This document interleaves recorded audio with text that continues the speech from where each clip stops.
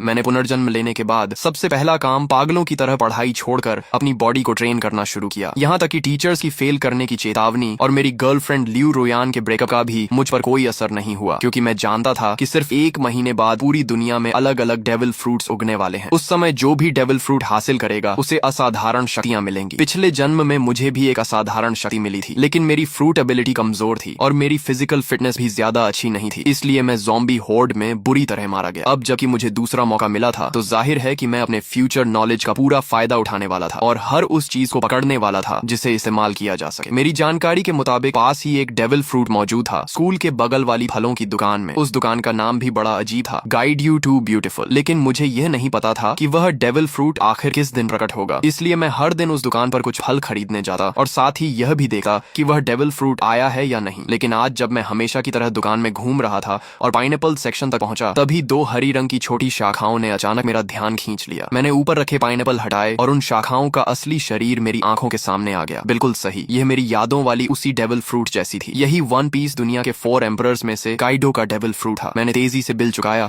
और बाकी फलों से भरा एक बैग भी उठा लिया ताकि किसी को शक न हो। जैसे ही मैं दुकान से बाहर निकला, सामने एक मजबूत शरीर वाला मध्यम उम्र का आदमी दिखाई दिया, वही आदमी जो पिछले जन्म में अज़्योर ड्रैगन फ्रूट का मालिक बना था। मैंने मन ही मन राहत की सांस ली। अगर मैं थोड़ी देर और कर देता तो ये फ्रूट उसी के हाथ लग जाती। हॉस्टल लौटे ही मैंने एक पल की भी देरी नहीं की और अज़्योर ड्रैगन फ्रूट को उठाकर सीधे एक बड़ा काट लिया। उसका स्वाद ऐसा था जैसे किसी ने सूखे पानी के टैंक और गंदगी के गड्ढे को मिलाकर उसमें सड़ी हुई पोछे की कपड़े को घुमा दिया हो और फिर सीधे मुंह में ठूंस दिया हो। इतनी गंदी टेस्ट थी कि मैं लगभग वहीं उल्टी कर देता, लेकिन मैंने खुद को रोका और किसी तरह उस गूदे को निगल लिया। फिर मैंने दिल मजबूत करके उसका बचा हुआ छिलका, बीज और वह छोटी बैंगनी शाखा भी निगल ली। काफी देर बाद मैंने गहरी सांस ली। अब चमत्कार का बीज बोया जा चुका था, बाकी सिर्फ इंतजार करना था। इसके बाद मैंने मोबाइल निकाला और शॉर्ट वीडियोस तथा फोरम ब्राउजिंग शुरू कर दी। कई प्लेटफॉर्म देखने के बाद मैंने एक आईडी सर्च की और पहला वीडियो खोला। भाइयों, देख रहे हो, ये थंडर फ्रूट है। कमेंट सेक्शन में बोली लगाओ, जो ज्यादा कीमत देगा उसे मिलेगा। ये देखकर मेरा दिल तेज धड़कने लगा। हालांकि अज़्योर ड्रैगन फ्रूट मैं पहले ही खा चुका था और दूसरा डेविल फ्रूट नहीं खा सकता था, लेकिन जब अपोकलिप्स आएगा और सभी लोग इसकी असली कीमत जान जाएंगे, तब करोड़ों रुपए देकर भी एक फ्रूट नहीं मिलेगी। ये सबसे महत्वपूर्ण ट्रेडिंग रिसोर्स थी और अगर ट्रेडिंग में इस्तेमाल न भी करूं तो मैं इसे अपने माता पिता या अपनी बहन को खिला सकता था। वैसे भी दूसरी फ्रूट खाने की संभावना पूरी तरह खत्म नहीं हुई थी, बस उसके लिए ताकत और किस्मत दोनों चाहिए थी। मैंने कमेंट सेक्शन में कुछ नहीं लिखा, बल्कि सीधे उस पीले बालों वाले लड़के वांग तियानची को प्राइवेट मैसेज भेजा। भाई, ये फ्रूट बहुत बढ़िया बनाई है, बिल्कुल असली जैसी लग रही है, मैं इसे खरीदना चाहता हूँ। कमेंट सेक्शन वाले लोग सिर्फ मजाक कर रहे हैं, जो कीमत चाहिए सीधे बताओ, अगर सही लगी तो तुरंत खरीद लूंगा। उसने जवाब दिया, भाई ये सचमुच डेविल फ्रूट है, इसकी कीमत 15 लाख है। मैंने कहा, अगर ये सच में डेविल फ्रूट है तो तुम खुद क्यों नहीं खा लेते? अगर बेचने का इरादा है तो सामान्य कीमत बताओ, नहीं तो मैं तुम्हें ब्लॉक कर दूंगा। वह बोला, ठीक है 1 लाख। मैंने कहा 1000 फाइनल प्राइस। तुम्हारे जैसे कलेक्टिबल मॉडल की यही असली कीमत है। वह थोड़ा निराश हुआ, सोचा था ज्यादा पैसे ठग लूंगा, लेकिन 1000 भी ठीक है, कुछ दिन मौज हो जाएगी। मैंने कहा, ठीक है, पैसे दूंगा और सामान ले लूंगा। फिर मैंने पूछा, तुम कोई दुकान वाले नहीं हो? अगर मैं पैसे दे दूं और तुम सामान न भेजो तो बता दो, मैं आमने सामने डील करूंगा। उसने हंसकर कहा, सामने ही सही, क्या कर लोगे? उसने पता भेज दिया। फ्रूट मिलने के बाद मैं पूरी रफ्तार से निकल पड़ा और 2.5 घंटे में उसके बताए हुए छोटे शहर के स्टेशन पहुंच गया। मैंने पूछा, तुम वही हो जो डेविल फ्रूट बेच रहे थे? पेमेंट QR कोड दो, पहले फ्रूट देखूंगा फिर पैसे दूंगा। वह बोला, पहले पैसे फिर सामान। क्या तुम्हें लगता है मैं भाग जाऊंगा? मैंने कहा, यह तुम्हारा इलाका है। उसने सोचा और माना कि बात सही है, इस इलाके में उसकी थोड़ी बहुत पहचान थी। अगर मैं पैसे न देता तो वह एक फोन करता और उसके दोस्त मिनटों में पहुंच जाते। जब उसने बैग मेरी तरफ बढ़ाया तो मेरे हाथ तक कांप रहे थे। मैंने फ्रूट निकाली और मेरा दिल जोर जोर से धड़कने लगा। कोई गलती नहीं थी, ये असली डेविल फ्रूट थी। मैंने बिना समय गंवाए तुरंत 1000 रुपए ट्रांसफर कर दिए, फ्रूट को संभाला और वापस निकल पड़ा। अगर इस बेकार जगह से ट्रेन चलती होती तो मैं उसी समय घर लौट जाता। वापसी के रास्ते में मैं मोबाइल पर शॉर्ट वीडियोस देख रहा था कि अचानक एक वीडियो ने मेरा ध्यान खींच लिया। हाल ही में कई लोग अचानक बेहोश हो रहे हैं और लोगों के शरीर पर अजीब अजीब धब्बे दिखाई देने लगे हैं। एक्सपर्ट्स का कहना था कि यह संभवतः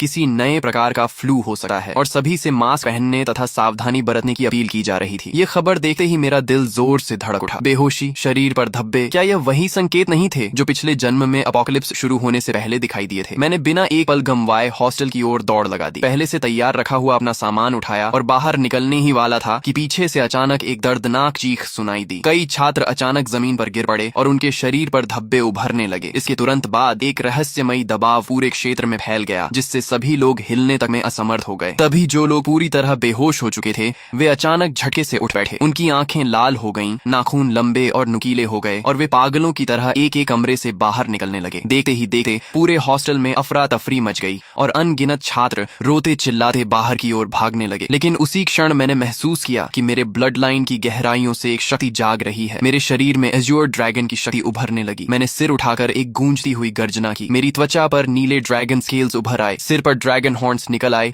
और मेरे हाथ ड्रैगन क्लॉज में बदल गए। मेरा पूरा शरीर हाइब्रिड ड्रैगन फॉर्म में बदलने लगा। गलियारे में मौजूद छात्र मुझे देखकर बुरी तरह डर गए, क्योंकि उनकी नजर में मैं भी उन लोगों की तरह एक मॉन्स्टर बन चुका था। लेकिन इस हाइब्रिड फॉर्म ने मेरी फिजिकल स्ट्रेंथ, डिफेंस, स्पीड और रिकवरी एबिलिटी को कई गुना बढ़ा दिया था। तभी पीछे से 2 ज़ॉम्बीज दहाड़ते हुए मेरी तरफ झपटे। मैंने ड्रैगन क्लॉ घुमाई और उन्हें एक ही वार में दूर फेंक दिया। तभी एक और ज़ॉम्बी दूसरे कमरे से बाहर निकला। मैंने मुंह खोलकर गर्म सांस छोड़ी और अगली ही क्षण आग की लपटों ने उसे राख में बदल दिया। लेकिन सिर्फ इतनी सी फ्लेम ब्रेथ के बाद ही मुझे अपनी स्टैमिना तेजी से घटी हुई महसूस हुई। डेविल फ्रूट की असली ताकत स्टैमिना पर निर्भर करती है। भविष्य में हॉकी कितना भी आम क्यों न हो जाए, आखिरकार खर्च स्टैमिना का ही होता है। अपोकलिप्स के शुरुआती चरण में हर किसी की फिजिकल लिमिट बहुत कम होती है। मैं काइडो जैसी ओनी रेस से नहीं था और न ही उसके जैसा मॉन्स्टर कॉन्स्टिट्यूशन रखता था। इसलिए एज्योर ड्रैगन फ्रूट मिलने के बावजूद मैं उसकी पूरी ताकत नहीं निकाल सकता था। लेकिन मेरे पास इसका समाधान था। मैंने अपना बेसबॉल बैट उठाया। यह खास तौर पर बनवाया गया हैवी रीइंफोर्स्ड बैट था, जो ज़ॉम्बी के सिर कुचलने के लिए बिल्कुल परफेक्ट था। मैंने बैट घुमाया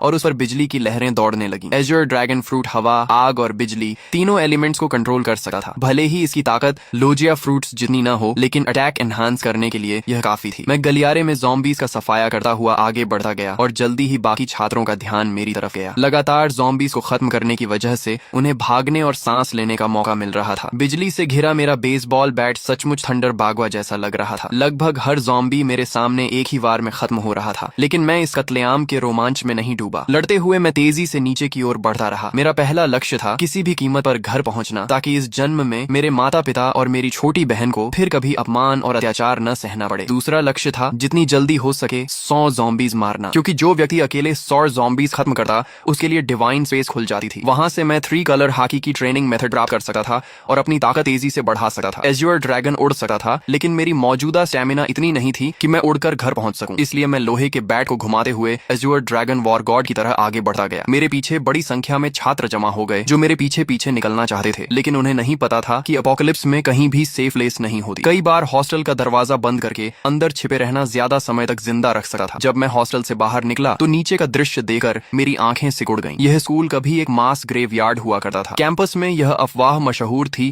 कि यहाँ यिन एनर्जी बहुत ज्यादा है और इसी वजह से आसपास रहने वाले लोग अक्सर बीमार पड़ जाते थे। बाद में एक फेंग शुई मास्टर ने सलाह दी थी कि यहाँ एक स्कूल बनाया जाए ताकि युवाओं की यांग एनर्जी इस जगह की यिन एनर्जी को दबा सके। लेकिन अब जो कंकाल वर्षों से जमीन के नीचे दफन थे, ज़ॉम्बी वायरस के प्रभाव से सभी जमीन फाड़कर बाहर निकल आए थे और जो भी जीवित इंसान दिख रहा था उस पर हमला कर रहे थे। कोई मुझे बचाओ! पूरे कैंपस में हाहाकार मचा हुआ था। हर कोई जान बचाने के लिए भाग रहा था। लोग घबराहट में एक दूसरे से टकरा रहे थे, लेकिन मैंने किसी पर ध्यान नहीं दिया और सीधे मेन गेट की दिशा में बढ़ता गया। रास्ते में चाहे ज़ॉम्बी मिले या स्केलेटन मॉन्स्टर, मैंने सबको अपने बैट से कुचल दिया। आखिरकार जब मैं स्कूल गेट तक पहुंचा तभी मेरा शरीर अचानक रुक गया। सिर्फ मैं ही नहीं, सभी लोग और यहाँ तक कि ज़ॉम्बीज भी वहीं थम गए। ऐसा लगा जैसे पूरे संसार का टाइम फ्रीज हो गया हो। फिर मेरी आंखों के सामने अंधेरा छा गया। Divine descent, devil fruits have arrived, divine space activated. जब मैंने दोबारा आंखें खोली तो खुद को एक रहस्यमयी स्थान में पाया। यहाँ न समय था, न दिशा, न कोई वास्तविक स्थान। केवल 2 लाइट स्क्रीन्स मौजूद थी, एक बड़ी और एक छोटी। बड़ी स्क्रीन पर लिखा था डिवाइन शॉप और छोटी स्क्रीन पर लिखा था पर्सनल पैनल। पिछले जन्म में मैं इन चीजों से भली भांति परिचित था। यह किसी अज्ञात सत्ता द्वारा दिया गया अवसर था जहाँ पॉइंट्स के बदले टेक्निक्स, इक्विपमेंट, स्किल्स और रिसोर्सेज खरीदे जा सकते थे। तभी घोषणा हुई, आप पहले व्यक्ति हैं जिसने 100 ज़ॉम्बीज का शिकार किया है। आपको डिवाइन रिवॉर्ड प्राप्त होगा। आपने अपोकलिप्स शुरू होने के 10 मिनट के भीतर 100 पॉइंट्स प्राप्त कर लिए हैं, इसलिए आपको विशेष रिवॉर्ड दिया जाएगा। इसके बाद मेरे सामने 3 विकल्प आए। पहला रिवॉर्ड था परफेक्ट फ्रूट, जो मेरे एज्योर ड्रैगन फ्रूट को पूर्ण अवस्था में पहुंचा देता। इसके बाद फ्रूट की सभी साइड इफेक्ट्स समाप्त हो जाती। मैं सी स्टोन और सी वाटर से प्रभावित नहीं होता और यहाँ तक कि दूसरा डेविल फ्रूट भी खा सकता था बिना शरीर फटे। दूसरा रिवॉर्ड था हॉकी जीनियस। इसके लिए किसी ट्रेनिंग या पॉइंट्स की जरूरत नहीं थी। मुझे तुरंत 3 कलर हॉकी जागृत हो जाती और बिना अभ्यास के भी धीरे धीरे बढ़ती रहती। यदि मैं ट्रेनिंग करता तो इसकी ग्रोथ स्पीड 2 गुनी हो जाती। तीसरा रिवॉर्ड था ज़ॉम्बी स्लेयर डिवाइन वेपन। मुझे अपनी पसंद का सुप्रीम ग्रेड वेपन मिलता जो ज़ॉम्बीज को 2 गुना डैमेज देता। फ्रूट, हॉकी या वेपन, 3 में से एक चुनना था। पहला और तीसरा रिवॉर्ड तुरंत कॉम्बैट पावर बढ़ाते थे, जबकि दूसरा धीरे धीरे ताकत बढ़ाता, लेकिन उसकी पोटेंशियल लिमिट कहीं अधिक थी। पिछले जन्म के अनुभव के अनुसार बाद के चरणों में भी हॉकी कभी आउटडेटेड नहीं हुई थी। मैं कुछ क्षण सोच में पड़ गया। तभी मुझे काइडो की कही बात याद आई, हॉकी ही असली आधार है। रॉजर और गार्ब के पास कोई डेविल फ्रूट नहीं थी, फिर भी वे दुनिया के सबसे शक्तिशाली योद्धा बने। यहाँ तक कि काइडो ने हॉकी को इतना महत्व दिया कि उसने उसने अपनी फ्रूट अवेकनिंग तक पर ज्यादा ध्यान नहीं दिया। ये सोचते ही मैंने फैसला कर लिया, ताकतें जितनी ज्यादा हों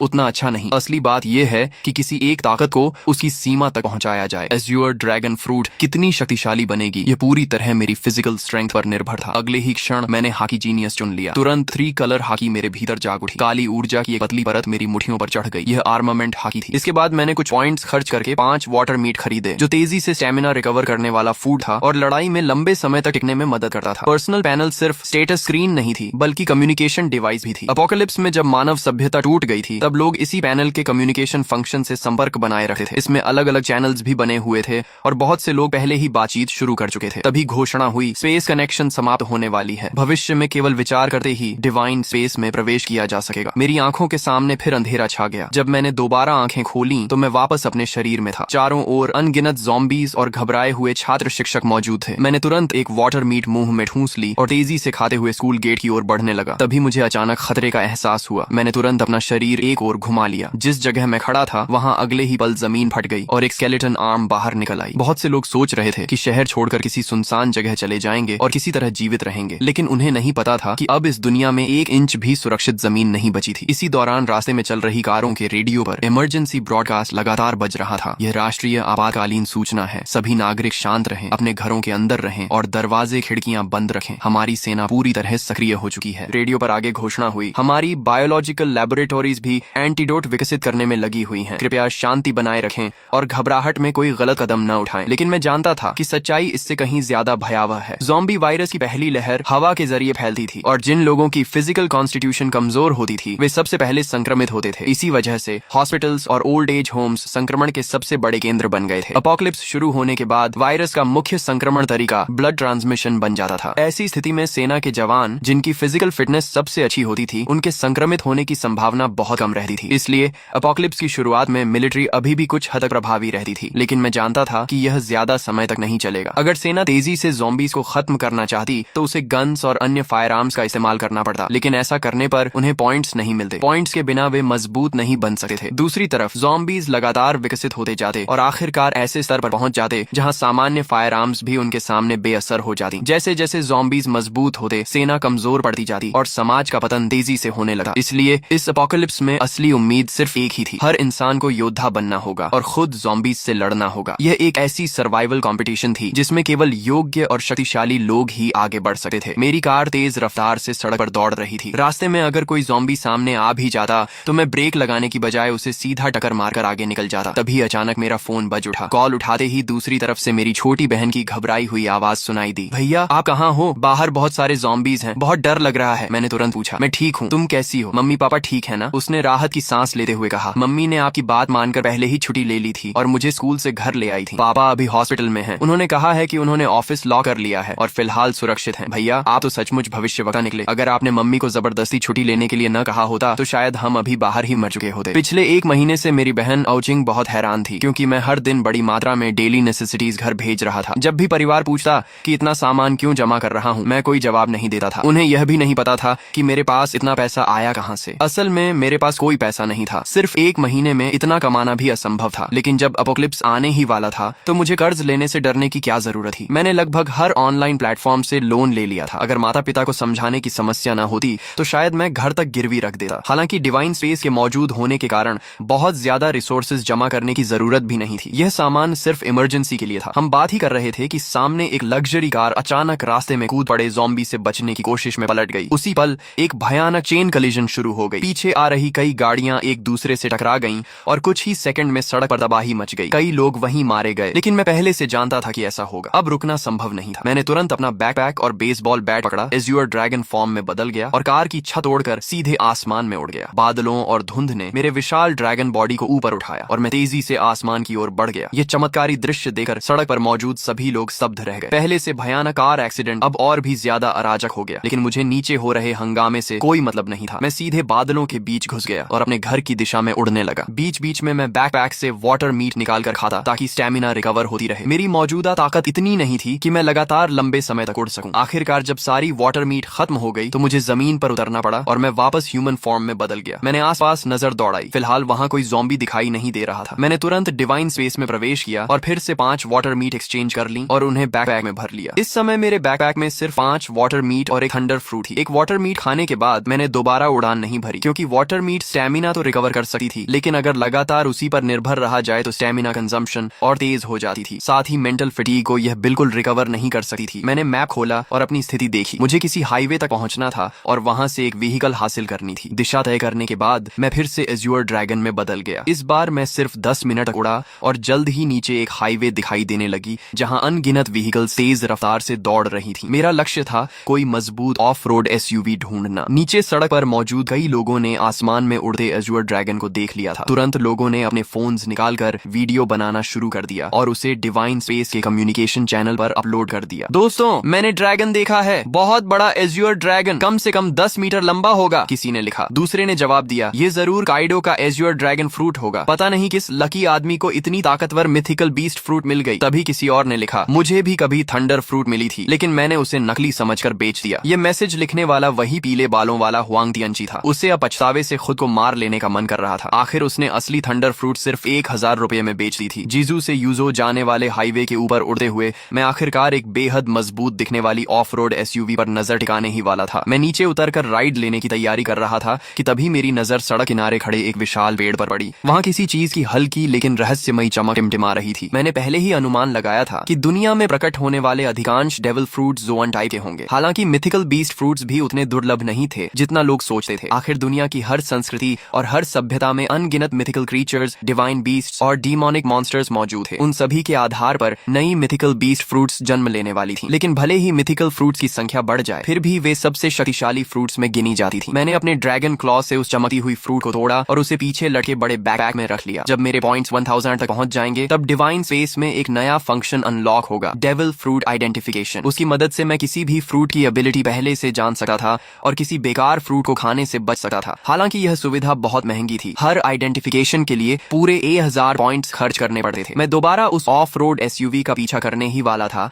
कि अचानक आगे चल रहा एक बड़ा ट्रक बुरी तरह पलट गया। उसी पल उसके अंदर से 3 ज़ॉम्बीज बाहर निकले और आसपास की गाड़ियों पर हमला करने लगे। लेकिन उस समय किसी के पास रुकने का साहस नहीं था। एक ड्राइवर ने एक्सेलरेटर पूरी ताकत से दबाया और सीधे ज़ॉम्बीज के ऊपर गाड़ी चढ़ा दी। फिर वह गाड़ी को दाएं बाएं घुमाकर ज़ॉम्बीज को गिराने की कोशिश करने लगा। उसकी इस हरकत ने तुरंत एक और चेन एक्सीडेंट पैदा कर दिया। मैंने उधर सिर्फ एक नजर डाली और फिर पलटे हुए ट्रक के पास उतर गया। ह्यूमन बीस्ट फॉर्म में बदलकर मैंने ट्रक के किनारे को पकड़ लिया और एज्योर ड्रैगन की विशाल शक्ति का इस्तेमाल करते हुए उसे जबरदस्ती सीधा खड़ा कर दिया। एज्योर ड्रैगन फ्रूट द्वारा दी गई स्ट्रेंथ वास्तव में भयावह थी। इसके बाद मैं ट्रक के अंदर घुसा और खुद उसे चलाने लगा। जब धीरे धीरे मुझे एहसास हुआ कि वे सभी मेरी ट्रक के पीछे पीछे चल रही हैं। मैंने रियर व्यू मिरर में यह दृश्य देखा, लेकिन मुझे इससे कोई फर्क नहीं पड़ा। जब तक वे मेरे काम में रुकावट नहीं डालते, उन्हें मेरे पीछे आने से कोई समस्या नहीं थी। रास्ते भर बार बार एक्सीडेंट्स होते रहे। मैं समय समय पर ट्रक से उतरता, ज़ॉम्बीज को खत्म करता और सड़क साफ करता। तभी एक मोटा और अमीर दिखने वाला मध्यम उम्र का आदमी मुस्कुराते हुए मेरे पास आया और बोला, अगर आप मेरी सुरक्षा करेंगे तो मैं आपको जितना पैसा चाहिए उतना दे सकता हूँ। मैंने उसकी तरफ ठंडी नजर से देखा और कहा, एक कदम और आगे बढ़ाया तो मरोगे। वह आदमी इतना डर गया कि अनजाने में वहीं घुटनों के बल बैठ गया। उस समय मेरी ड्रैगन फॉर्म और उससे निकल रही किंगली ऑरा उसे ऐसे महसूस हो रही थी जैसे उसके सामने कोई सर्वोच्च शासक खड़ा हो। मेरी हल्की सी कॉन्करर्स हाकी ने आसपास खड़े कई लोगों को डर से जड़ कर दिया। फिर भी मौत का डर इंसान से कुछ भी करवा सकता है। एक बेहद खूबसूरत मैच्योर वुमन हिम्मत करके मेरे पास आई। अपोकलिप्स के बीच भी उसने खुद को बेहद आकर्षक तरीके से सजाया हुआ था। उसने मुस्कुराते हुए कहा, हैंडसम, क्या आप मुझे अपने साथ ले जा सकते हैं? आप मेरे साथ जो चाहें कर सकते हैं। मैंने बिना भाव बदले सिर्फ एक शब्द कहा, दफा हो जाओ। मैं अभी अपनी ड्रैगन एबिलिटी हटाकर ट्रक में चढ़ने ही वाला था कि तभी एक लंबा चौड़ा ताकतवर आदमी तेजी से मेरी तरफ आया। उसने देखा कि मैं रुकने वाला नहीं हूँ तो जल्दी जल्दी बोला, सर, मैंने भी बहुत सारी अपोकलिप्स नॉवेल्स पढ़ी हैं। आप इतने शक्तिशाली हैं, लेकिन क्या आपको बेस बिल्ड करने के लिए लोगों की जरूरत नहीं पड़ेगी? मेरा नाम लिन कुई है। मेरे पास कोई खास टैलेंट नहीं है, लेकिन ताकत बहुत है। मैं एक कॉम्बैट कोच हूँ और निश्चित रूप से आपके काम आ सकता हूँ। मैं रुक गया और उसकी तरफ देखने लगा। थोड़ी पर हाथ रखकर कुछ देर सोचता रहा। उसकी बात गलत नहीं थी। सिविलाइजेशन और सोशल ऑर्डर जल्द ही पूरी तरह खत्म होने वाले थे। अगर मुझे अपोकलिप्स में लंबे समय तक जीवित रहना था तो मुझे अपना खुद का सेफ बेस बनाना पड़ेगा। ज़ॉम्बीज की ग्रोथ स्पीड बहुत तेज थी। अकेले मेरे लिए हर समय अपने परिवार की रक्षा करना मुश्किल था। जब लिन कुई ने देखा कि मैं सोच रहा हूँ तो उसके चेहरे पर खुशी छा गई। उसने बिना देर किए अपना सामान, अपनी कार और बाकी सब कुछ वहीं छोड़ दिया। उसे डर था कि अगर उसने एक पल भी देरी की तो मैं उसे छोड़कर चला जाऊंगा। वह इतना सावधान था कि फ्रंट सीट पर बैठने की हिम्मत भी नहीं कर सका। अपनी फिजिकल फिटनेस का इस्तेमाल करते हुए सीधे ट्रक के पीछे वाले कार्गो एरिया में चढ़ गया। लिन कुई की सफलता देखकर बाकी लोगों को भी उम्मीद नजर आने लगी। उन्हें लगा कि मैं पूरी तरह निर्दयी नहीं हूँ। तभी वह अमीर मध्यम उम्र का आदमी फिर कुछ कहने ही वाला था कि मैंने उसे बीच बीच में रोक दिया। अगर मैं लोगों को भर्ती भी करूंगा तो किसी को सिर्फ उसके शब्दों पर नहीं चुनूंगा। शुरुआती चरण में एक आदमी ही काफी है और उसकी लॉयल्टी भी अभी साबित नहीं हुई है, उसे समय के साथ परखा जाएगा। तभी वह खूबसूरत महिला फिर आगे आई और दृढ़ आवाज में बोली, कृपया मुझे एक मौका दीजिए, मेरी क्षमता और मेरी जान दोनों आपके लक्ष्य पूरे करने के लिए समर्पित रहेंगी। उसकी आंखों में झलकता दृढ़ निश्चय देकर मुझे एहसास हुआ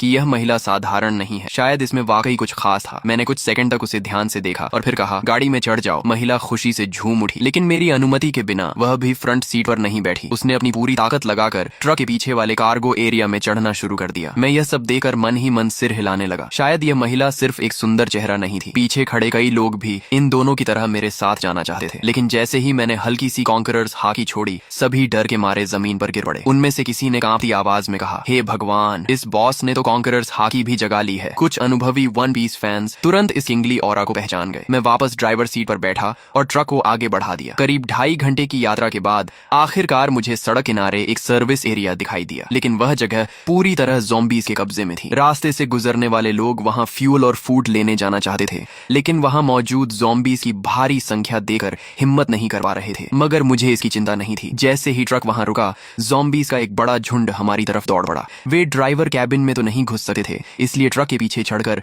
लिन कुई और उस महिला पर हमला करने की कोशिश करने लगे। दोनों डरकर कार्गो एरिया के अंदर दुबक गए और सिर तक बाहर निकालने की हिम्मत नहीं कर पाए। मैं ट्रक से उतरा, ह्यूमन बीस्ट फॉर्म में बदला और बेसबॉल बैट घुमाते हुए कुछ ही सेकंड में ट्रक पर चढ़ रहे कई ज़ॉम्बीज़ के सिर कुचल दिए। तभी मुझे एहसास हुआ कि पीछे पीछे आ रहा पूरा व्हीकल कॉन्वॉय भी इस सर्विस एरिया तक पहुंच चुका था। वे लोग चाहते थे कि मैं ज़ॉम्बीज़ को खत्म कर दूं ताकि वे आराम से फ्यूल और सप्लाईज ले सकें। लेकिन जैसे ही उनकी गाड़ियां वहां पहुंची, अगले ही पल ज़ॉम्बीज़ का विशाल झुंड उन गाड़ियों की ओर टूट पड़ा और मजबूर होकर वह पूरा व्हीकल कॉन्वॉय सर्विस एरिया छोड़कर आगे निकल गया। उधर मैं एक एक वार में ज़ॉम्बीज़ को खत्म करता गया और कुछ ही देर में पूरे सर्विस एरिया को साफ कर दिया। सिर्फ एक ज़ॉम्बी मैंने लिनकुई के लिए छोड़ी ताकि वह प्रैक्टिस कर सके। आखिर वह एक कॉम्बैट कोच था, इसलिए उसकी स्ट्रेंथ, स्पीड और कॉम्बैट रिफ्लेक्सेस वाकई अच्छे थे। जब तक मैं फ्यूल भरकर लौटा, तब तक उसने भी उस ज़ॉम्बी को सफलतापूर्वक मार गिराया था। सप्लाईज इकट्ठा करने के बाद मैंने आखिरकार उस छिपाव पहने खूबसूरत महिला का नाम पूछा। हालांकि वह दिखने में पतली दुबली थी और पहली नजर में ज्यादा उपयोगी नहीं लगी थी, लेकिन जब से वह मेरी ट्रक पर चढ़ी थी, उसने खुद को काफी अच्छा साबित किया था। ज़ॉम्बीज़ के ट्रक पर चढ़ने के दौरान भी उसने चीख पुकार नहीं मचाई थी। इससे मेरे मन में उसके लिए सम्मान थोड़ा और बढ़ गया। जैसे ही मैंने उसका नाम पूछा, उसने तुरंत जवाब दिया, मेरा नाम लियू मेंग कियन है। मैंने कहा, अब से फ्रंट सीट पर बैठो, ट्रक के कार्गो एरिया में चढ़ने की जरूरत नहीं है। ये सुनते ही उसने सिर झुकाकर कहा, जी मास्टर। उसके मुंह से निकला यह संबोधन मुझे फिर से चौंका गया। उसने मेरा नाम तक नहीं पूछा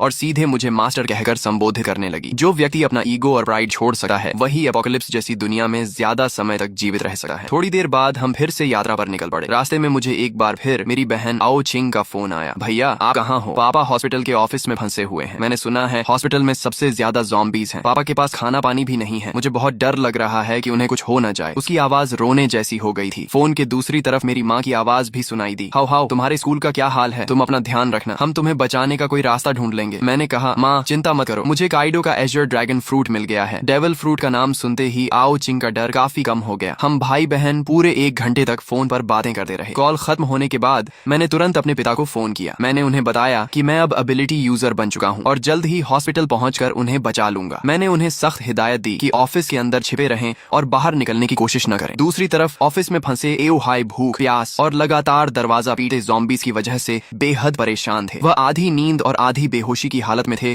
कि तभी मेरा फोन आया। मेरा नाम देखते ही उनमें जान आ गई। जब मैंने उन्हें वीडियो कॉल की और उन्होंने मुझे ड्रैगन ह्यूमन फॉर्म में ज़ॉम्बीज़ का सफाया करते देखा, तब जाकर उनके दिल को सुकून मिला। उन्होंने मुझे अपने ऑफिस का रास्ता बताया। मैं तेजी से हॉस्पिटल के कोने में बने ऑफिस तक पहुंच गया। वहां 12 ज़ॉम्बीज़ लगातार दरवाजा तोड़ने की कोशिश कर रहे थे। दरवाजे में कई बड़े छेद भी हो चुके थे। अगर अंदर से टेबल्स और चेयर्स लगाकर उसे ब्लॉक न किया गया होता तो ज़ॉम्बीज़ कब के अंदर घुसकर पापा को टुकड़े टुकड़े कर चुके होते। मैंने बेसबॉल बैट घुमाई और कुछ ही सेकंड में उन सभी ज़ॉम्बीज़ के सिर तोड़ डाले। फिर एक जोरदार किक मारकर ऑफिस का दरवाजा खोल दिया। अंदर मौजूद पापा की हालत जरूर खराब थी, लेकिन वे पूरी तरह सुरक्षित थे। मेरे लिए यही सबसे बड़ी खुशखबरी थी। एओ हाई वाटर मीट खाते हुए बोले, तो ये वही डेविल फ्रूट एबिलिटी है जिसके बारे में तुम और आओ चिंग बात कर रहे थे। ऑफिस में फंसे रहने के दौरान उन्होंने डिवाइन स्पेस के कम्युनिकेशन चैनल्स में बहुत सारे वीडियोस और डिस्कशंस देख लिए थे, इसलिए उन्हें वन पीस और डेविल फ्रूट्स के बारे में कुछ जानकारी हो गई थी। मैं हंस पड़ा और एक और अंदर घुसे ज़ॉम्बी का सिर बैट से कुचलते हुए बोला, कैसा लगा आपका बेटा? कूल है ना? आओ हाई मुस्कुराकर बोले, बहुत कूल है बदमाश। अपोकलिप्स शुरू होने के बाद उन्होंने अपनी आंखों से अनगिनत लोगों को ज़ॉम्बीज़ के हाथों मरते देखा था। ऐसे में उनका पूरा परिवार अभी तक सुरक्षित था। यही उनके लिए सबसे बड़ी खुशी थी। हॉस्पिटल से बाहर निकलते समय मैंने देखा कि कई बिल्डिंग्स के दरवाजों और खिड़कियों के पीछे लोग छिपे हुए बाहर झांक रहे थे। जब उन्होंने एओ हाई को एक ड्रैगन मैन के साथ जाते देखा और यह भी देखा कि वह ड्रैगन मैन कितनी आसानी से ज़ॉम्बीज़ को मार रहा है, तो कई लोग मदद के लिए चिल्लाने लगे, ओल्ड हाई, हमें भी बचा लो। आओ हाई के चेहरे पर दया की झलक दिखाई दी। उन्होंने कहा, हाओ, इन्हें भी बचा लो, ये सब मेरे कॉलीग्स हैं, बहुत बेचारे हैं। मैंने ठंडे स्वर में जवाब दिया, बचाकर क्या करूंगा? क्या मैं इन्हें एक एक करके इनके घर भी छोड़ूंगा? और अगर घर पहुंच भी गए तो क्या वे निश्चित रूप से जिंदा रह पाएंगे? मैंने उनकी पुकारों को अनसुना किया और पापा को लेकर आगे बढ़ गया। रास्ते में हम उस कमरे के पास पहुंचे जहां लिन कुई और लियू मेंकियन छिपे हुए थे। मैंने दरवाजे पर हमला कर रहे ज़ॉम्बीज़ को खत्म किया